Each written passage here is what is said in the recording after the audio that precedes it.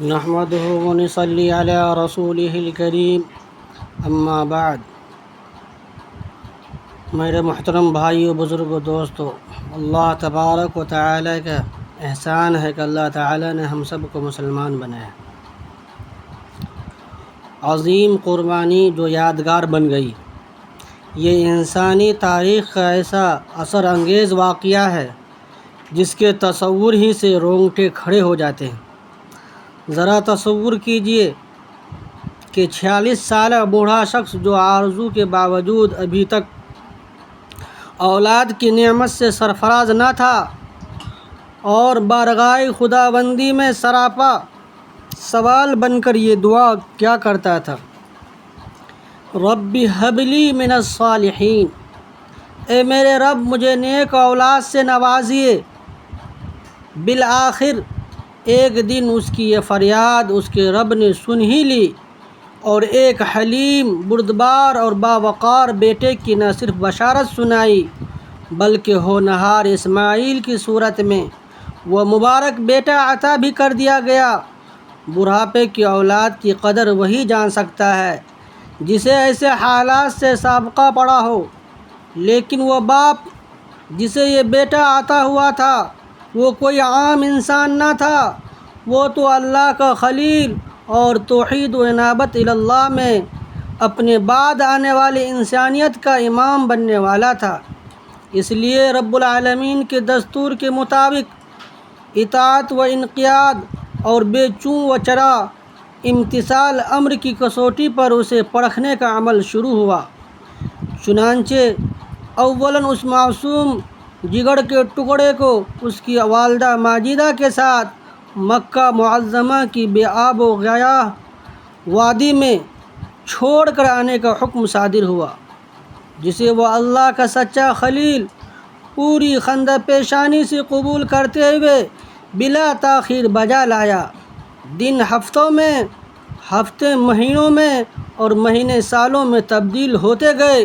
مکہ معظمہ جو کسی زمانے میں غیر آباد تھا اب آباد ہو چکا تھا، اور وہ نور نظر، لخت جگر، پیارا سا اسماعیل اب جوانی کی دہلیز پر قدم رکھ چکا تھا، اور امید ہو چلی تھی کہ یہ ہونہار بیٹا اب اپنے بوڑھے باپ کا سہارا بنے گا اور ضعف و کمزوری کی عمر میں اس کا ہاتھ بٹائے گا۔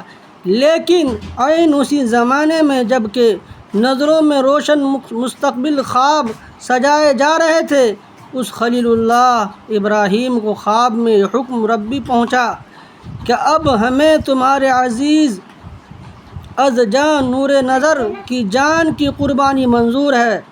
ذرا سوچئے کیسا دل دوز حکم ہے، اس حکم سے دل پاش پاش ہو جائے تو بجا ہے۔ آرزوؤں کے بعد حاصل شدہ ایک ہونہار جوان بیٹے کو ایک بوڑھا باپ اپنے ہاتھ سے ذبح کرے، کیا مادیت کی دنیا میں کوئی اسے سوچ سکتا ہے؟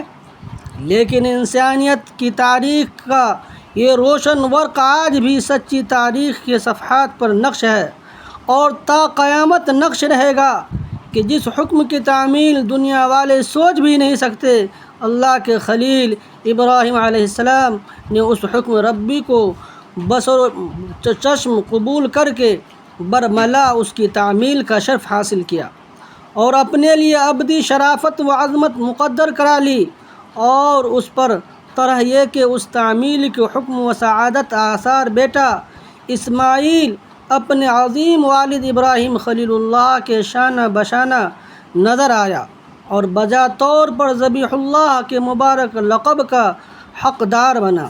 اللہ تعالیٰ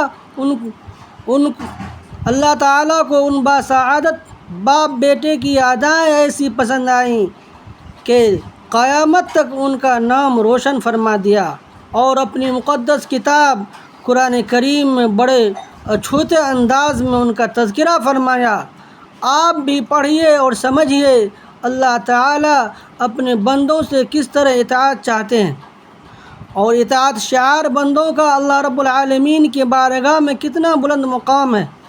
ارشاد خداوندی ہے: وَقَالَ إِنِّي ذَاهِبٌ إِلَىٰ رَبِّي سَيَهْدِينِ، رب هب لي من الصالحين فبشرناه بغلام حليم فلما بلغ معه السعي قال يا بني إني أرى في المنام أني أذبحك فانظر ماذا ترى قال يا أبت افعل ما تؤمر ستجدني إن شاء الله من الصابرين فلما أسلما وتله للجبين وناديناه أن يا إبراهيم قد صدقت الرؤيا إنا كذلك نجزي المحسنين إنه من عبادنا المؤمنين۔